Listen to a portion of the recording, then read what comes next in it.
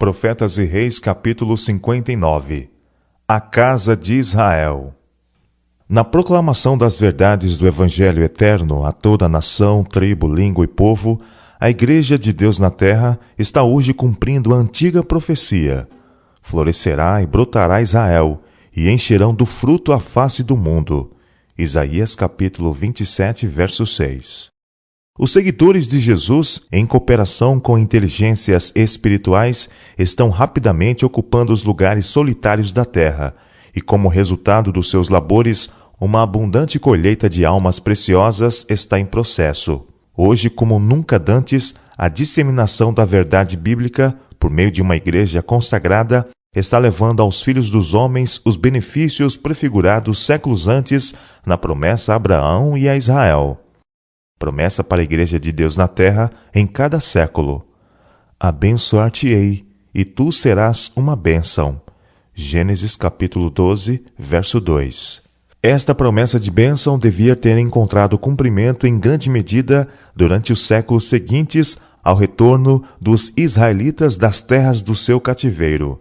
Era desígnio de Deus que toda a terra fosse preparada para o primeiro advento de Cristo, assim como hoje o caminho está sendo preparado para a sua segunda vinda.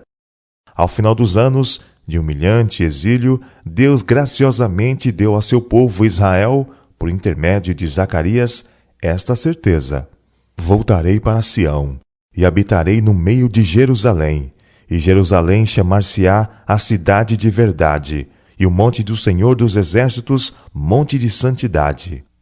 E de seu povo ele disse: Eis que eu serei o seu Deus em verdade e em justiça. Zacarias capítulo 8, versos 3, 7 e 8. Essas promessas estavam condicionadas à obediência. Os pecados que haviam caracterizado os israelitas anteriormente ao cativeiro não deviam ser repetidos. Executai juízo verdadeiro. O Senhor exortou os que estavam empenhados na reconstrução. Mostrai piedade e misericórdia cada um a seu irmão, e não oprimais a viúva, nem o órfão, nem o estrangeiro, nem o pobre, nem intente o mal cada um contra o seu irmão no seu coração. Falai a verdade, cada um com o seu companheiro, executai juízo de verdade e de paz nas vossas portas. Zacarias capítulo 7, versos 9 e 10, e Zacarias capítulo 8, verso 16. Rica era a recompensa, tanto temporal como espiritual, prometida aos que pusessem em prática esses princípios de justiça. A semente prosperará, o Senhor declarou, a vide dará o seu fruto, e os seus céus darão o seu orvalho, e farei que o resto deste povo herde tudo isto. E há de acontecer, ó casa de Judá, e ó casa de Israel, que assim como fostes uma maldição entre as nações, assim vos salvarei, e sereis uma bênção. Zacarias capítulo 8, versos 12 e 13. Graças ao cativeiro babilônico, foram os israelitas de fato curados da adoração de imagens de escultura. Após o seu retorno, deram muita atenção às instruções religiosas e ao estudo do que tinha sido escrito no livro da lei e nos profetas concernente ao culto do verdadeiro Deus. A restauração do templo capacitou-os a pôr em prática integralmente os serviços ritualísticos do santuário. Sob a guia de Zorobabel, de Esdras e de Neemias, eles concertaram guardar todos os mandamentos e ordenanças de Jeová. A fase de prosperidade que se seguiu deu ampla evidência da boa vontade de Deus em aceitar e perdoar. E, no entanto, com fatal curteza de vistas, eles se desviaram vezes e vezes do seu glorioso destino e egoisticamente conservaram para si aquilo que teria levado cura e vida espiritual a incontáveis multidões. Esta falta no cumprimento do propósito divino era muito notória nos dias de Malaquias. Severamente, o mensageiro do Senhor tratou com os males que estavam roubando Israel de sua prosperidade temporal e poder espiritual. Em suas repreensões aos transgressores, o profeta não poupou os sacerdotes nem o povo. O peso da palavra do Senhor contra Israel, por intermédio de Malaquias, era que as lições do passado era que as lições do passado não fossem esquecidas e que o concerto feito por Jeová com a casa de Israel fosse guardado com fidelidade. Unicamente por sincero arrependimento poderiam as bênçãos de Deus tornar-se realidade. Suplicai o favor de Deus, o profeta implorava, e ele terá piedade de nós. Malaquias capítulo 1, versos 1 e 9. Não seria por alguma falha temporária de Israel, no entanto, que o plano dos séculos para a redenção da humanidade haveria de ser frustrado.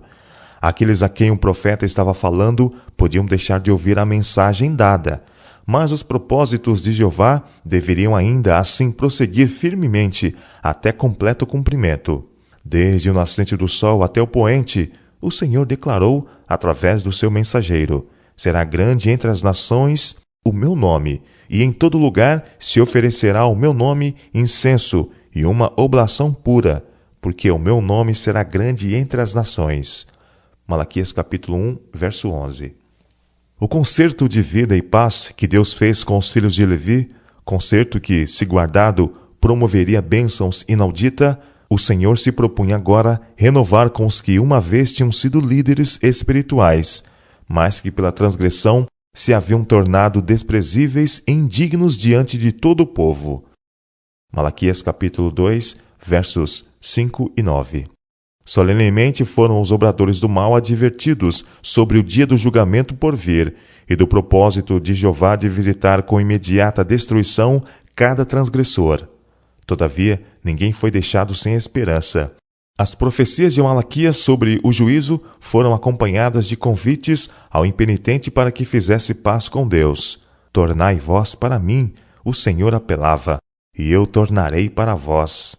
Malaquias capítulo 3, verso 7. Dir-se-ia que nenhum coração pode deixar de responder a tal convite.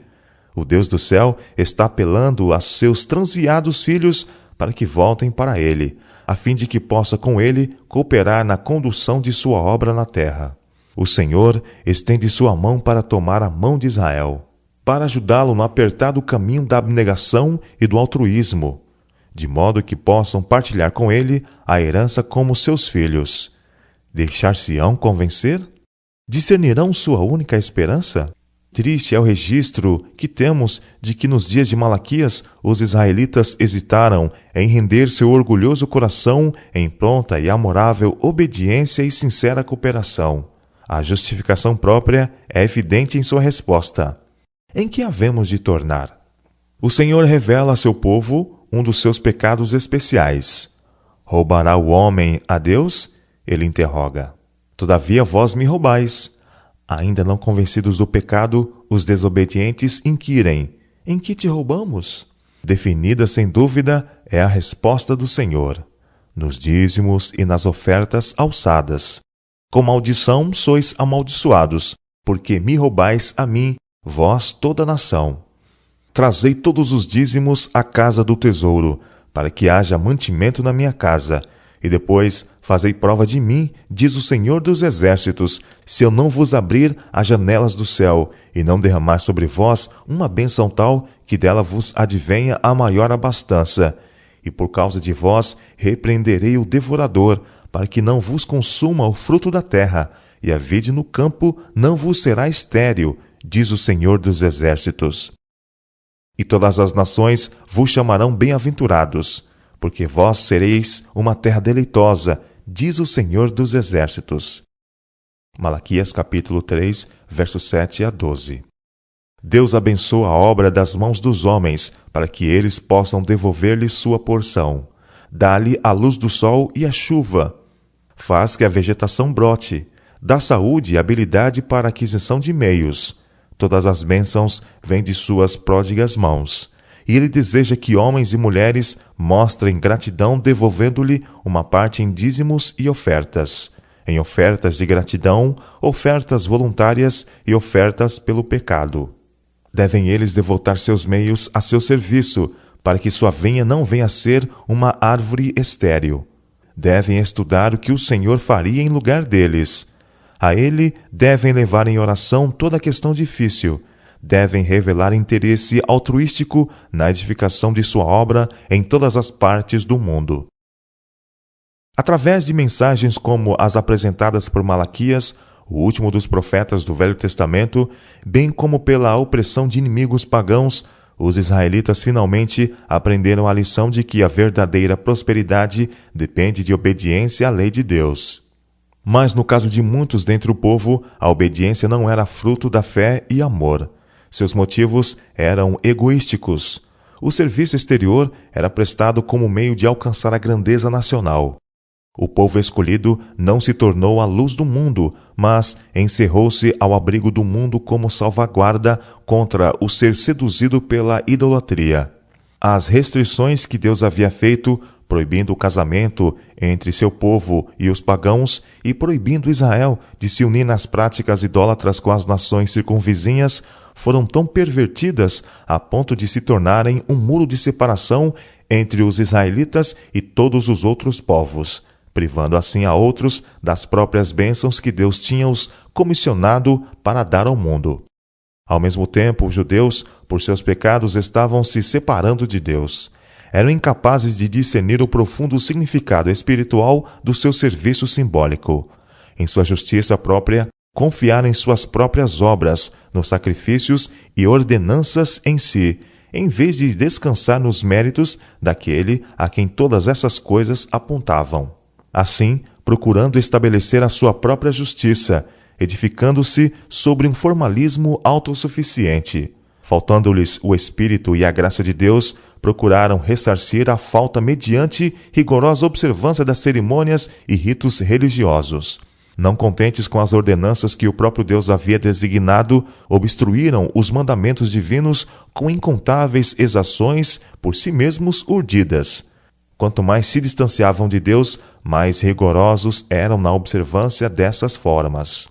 Com todas essas minuciosas e opressoras exigências, tornou-se uma impossibilidade prática para o povo a guarda da lei.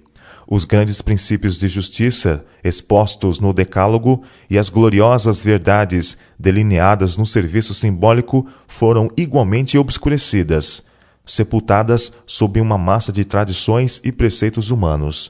Os que estavam realmente desejosos de servir a Deus e que procuravam observar toda a lei como prescrita pelos sacerdotes e chefes, vergavam sob pesado fardo.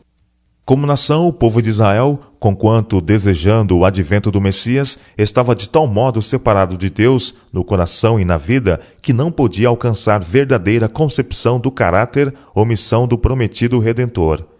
Em lugar de desejar a redenção do pecado e a glória e paz da santidade, tinha o coração posto no libertamento de seus inimigos nacionais e a restauração do poder temporal. Eles esperavam por um Messias que viesse como conquistador, a fim de quebrar todo jugo e exaltar Israel ao domínio de todas as nações.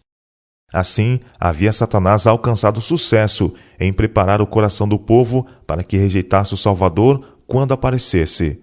Seu próprio orgulho de coração e falsa concepção do caráter e missão do Messias impediram-nos de pesar honestamente as evidências de sua messianidade.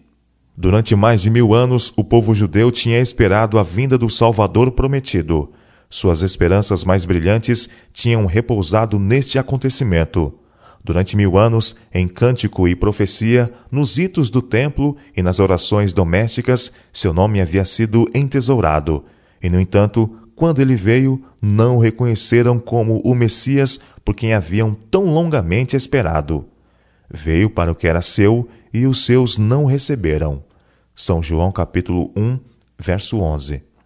Para o seu coração amante do mundo, o amado do céu era como raiz de uma terra seca. Aos olhos deles, ele não tinha parecer nem formosura. Nele não discerniam qualquer beleza para que o desejassem. Isaías capítulo 53, verso 2. Toda a vida de Jesus de Nazaré, entre o povo judeu, era uma reprovação ao seu egoísmo, revelado na indisposição de reconhecer os justos direitos do Senhor da vinha sobre os que tinham sido postos como lavradores. Eles odiavam o seu exemplo de fidelidade e piedade, e quando veio a prova final, a prova que significava obediência para a vida eterna ou desobediência para a eterna morte, rejeitaram o Santo de Israel e se tornaram responsáveis por sua crucifixão no Calvário. Na parábola da vinha, Cristo, nas proximidades do fim do seu ministério terrestre, chamou a atenção dos mestres judeus para as ricas bênçãos outorgadas a Israel, e nelas mostrou o direito de Deus à sua obediência. Claramente ele expôs perante eles a glória do propósito de Deus, propósito este que, pela obediência, eles poderiam ter cumprido. Afastando o véu que ocultava o futuro, mostrou-lhes como, em virtude do não cumprimento do seu propósito, toda a nação fora privada de suas bênçãos, sobre si acarretando ruína.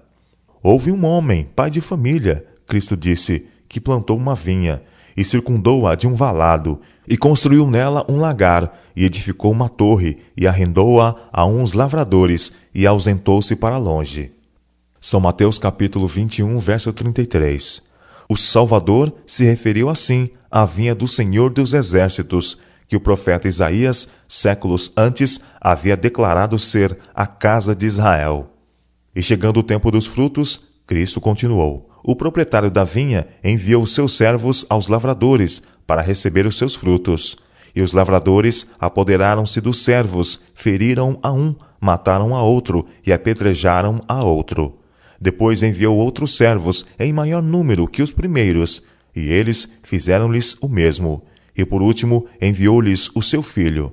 Mas os lavradores, vendo o filho, disseram entre si: Este é o herdeiro, vinde, matemo-lo, e apoderemo-nos da sua herança.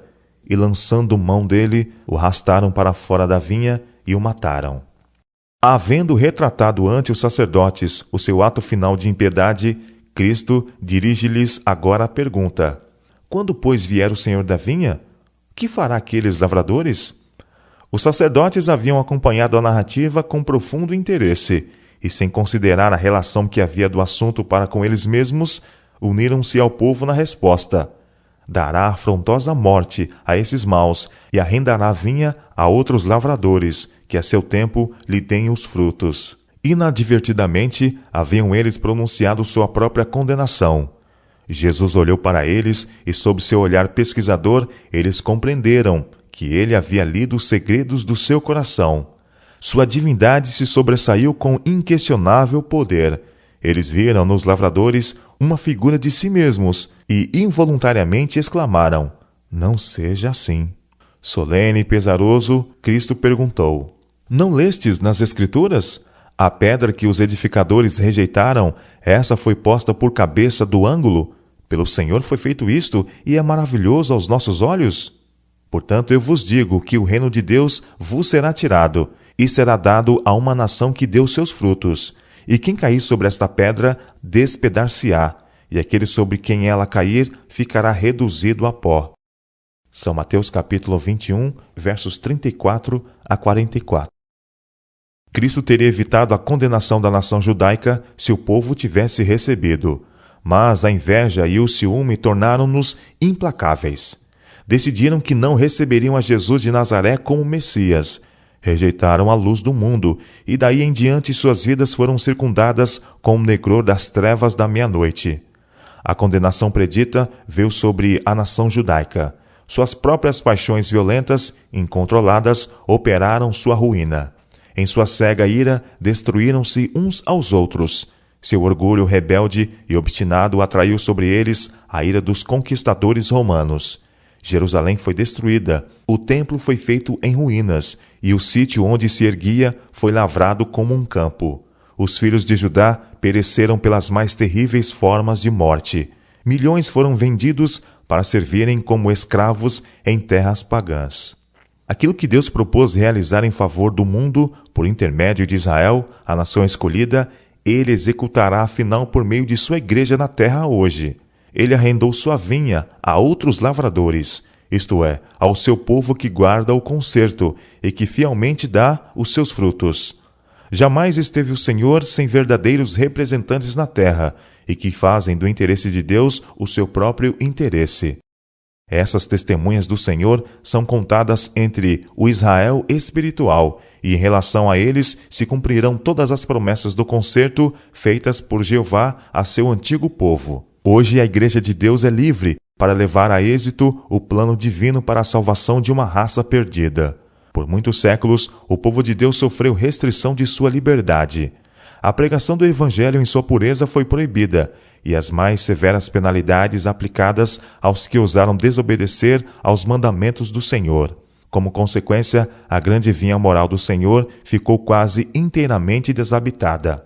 O povo viu-se privado da luz da palavra de Deus. As trevas do erro e da superstição ameaçavam obliterar o conhecimento da verdadeira religião. A Igreja de Deus na Terra esteve tão verdadeiramente em cativeiro durante este longo período de feroz perseguição, como estiveram os filhos de Israel em Babilônia durante o período do exílio. Mas, graças a Deus, a sua Igreja não está mais em cativeiro. Ao Israel espiritual foram restaurados os privilégios concedidos ao povo de Deus por ocasião do seu livramento de Babilônia. Em todas as partes da terra, homens e mulheres estão respondendo à mensagem enviada do céu, da qual João, o revelador, profetizou que seria proclamada antes da segunda vinda de Cristo. Temei a Deus e dai-lhe glória, porque vinda é a hora do seu juízo. Apocalipse capítulo 14, verso 7. Não mais tem as hostes do mal poder para conservar cativa a igreja, pois caiu Babilônia, aquela grande cidade que a todas as nações deu a beber do vinho da ira da sua prostituição, e ao Israel espiritual é dada a mensagem: sai dela, povo meu, para que não sejas participante dos seus pecados, e para que não incorras nas suas pragas. Apocalipse capítulo 14, verso 8 e capítulo 18, verso 4. Assim como os exilados ouviram a mensagem, saí do meio de Babilônia, e foram restaurados à terra da promessa, assim os que temem a Deus hoje estão aceitando a mensagem para retirar-se da Babilônia espiritual e logo devem permanecer como troféus da graça divina na terra renovada. Nos dias de Malaquias, a pergunta escarnecedora dos impenitentes, onde está o Deus do juízo, recebeu a solene resposta: de repente virá ao seu templo o Senhor, o anjo do concerto. Mas quem suportará o dia da sua vinda? E quem subsistirá quando ele aparecer? Porque ele será como o fogo do ouvires e como o sabão dos lavandeiros. E assentar-se-á, afinando e purificando a prata, e purificará os filhos de Levi, e os afinará como ouro e como prata. Então ao Senhor trarão ofertas em justiça, e a oferta de Judá e de Jerusalém será suave ao Senhor, como nos dias antigos e como nos primeiros anos. Malaquias capítulo 2, versos 17, capítulo 3, versos 1 a 4. Quando o Messias prometido estava prestes a aparecer, a mensagem do precursor de Cristo foi: arrependei-vos, publicanos e pecadores, arrependei-vos, fariseus e saduceus, porque é chegado o reino dos céus. São Mateus capítulo 3, verso 2. Hoje, no espírito e poder de Elias e de João Batista, mensageiros escolhidos por Deus estão chamando a atenção de um mundo em vias de julgamento para os solenes acontecimentos a terem lugar breve em conexão com as horas finais de graça e o aparecimento de Cristo Jesus como Rei dos Reis e Senhor dos Senhores. Logo, cada homem deverá ser julgado segundo as obras feitas no corpo. A hora do juízo de Deus é chegada, e sobre os membros de sua igreja na terra repousa a solene responsabilidade de advertir aos que estão mesmo às bordas, por assim dizer, da eterna ruína. A cada ser humano em todo o mundo que estiver disposto a atender, devem se tornar claros os princípios em jogo na grande controvérsia em curso, princípios dos quais depende o destino de toda a humanidade. Nestas horas finais de graça, para os filhos dos homens, quando a sorte de cada alma deve ser logo decidida para sempre, o Senhor do céu e da terra espera que sua igreja desperte para a ação como nunca dantes. Os que foram feitos livres em Cristo pelo conhecimento da preciosa verdade são considerados pelo Senhor Jesus como seus escolhidos, favorecidos sobre todos os outros povos na face da terra. E ele está contando certo que eles manifestarão os louvores daquele que os chamou das trevas para a sua maravilhosa luz. As bênçãos tão liberalmente outorgadas devem ser comunicadas a outros. As boas novas de salvação devem ir a cada nação, tribo, língua e povo. A vinda de Cristo ocorrerá no mais escuro período da história da Terra. Os dias de Noé e de Ló retratam a condição do mundo imediatamente antes da vinda do Filho do Homem. As Escrituras que apontam para este tempo declaram que Satanás operará com todo o poder e com todo o engano da injustiça. Sua operação é claramente revelada pelas trevas em rápido progresso, os inumeráveis erros, heresias e enganos desses últimos dias. Não somente está Satanás levando cativo o mundo, mas seus enganos estão fermentando as igrejas professas de nosso Senhor Jesus Cristo. A grande apostasia redundará em trevas profundas como a meia-noite. Para o povo de Deus, será essa uma noite de provação, de lágrimas e de perseguição por amor da verdade. Mas da noite de trevas brilhará a luz de Deus. Ele faz que das trevas resplandeça a luz. Quando a terra era sem forma e vazia, e havia trevas sobre a face do abismo, o Espírito de Deus se movia sobre a face das águas. E disse Deus: haja luz, e houve luz. Assim, na noite de trevas espirituais, a palavra de Deus ordena: haja luz. A seu povo ele diz: levanta-te, resplandece, porque já vem a tua luz, e a glória do Senhor vai nascendo sobre ti. Isaías capítulo 60, verso 1. Eis que as trevas cobriram a terra, diz as Escrituras, e a escuridão os povos, mas sobre ti o Senhor irá surgindo, e a sua glória se verá sobre ti. Isaías capítulo 60, verso 2. Cristo, o resplendor da glória do Pai, veio ao mundo como luz. Ele veio para representar Deus ante os homens. E dele está escrito que foi ungido como o Espírito Santo e com virtude, e que ele andou trazendo bem. Atos capítulo 10, verso 38. Na sinagoga de Nazaré ele disse: o Espírito do Senhor é sobre mim, pois que me ungiu para evangelizar os pobres, enviou-me a curar os quebrantados de coração, a apregoar liberdade aos cativos e dar vistas aos cegos, a pôr em liberdade os oprimidos, a anunciar o ano aceitável do Senhor. São Lucas capítulo 4, versos 18 e 19. Esta foi a obra que ele comissionou seus discípulos para que fizessem. Vós sois a luz do mundo, ele disse. Resplandeça a vossa luz diante dos homens, para que vejam as vossas boas obras e glorifiquem a vosso Pai que estás nos céus. São Mateus capítulo 5, versos 14 e 16.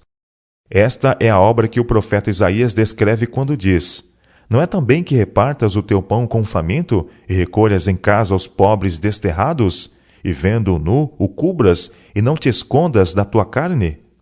Então romperá a tua luz como a alva, e a tua cura apressadamente brotará, e a tua justiça irá diante da tua face, e a glória do Senhor será a tua retaguarda. Isaías capítulo 58, versos 7 e 8. Assim, na noite de trevas espirituais, a glória de Deus deve brilhar por meio de sua igreja no alevantar o abatido e confortar o triste. Por toda parte, ao nosso redor, se ouvem lamentos de um mundo em tristeza. De todos os lados, há necessitados e opressos. Pertence-nos ajudar a aliviar e suavizar as durezas e misérias da vida. Unicamente o amor de Cristo pode satisfazer as necessidades da alma. Se Cristo está habitando em nós, o nosso coração estará cheio de divina simpatia. As fontes contidas do amor fervente e semelhante ao de Cristo serão franqueadas. Há muitas pessoas a quem a esperança abandonou. Restitui-lhes a luz.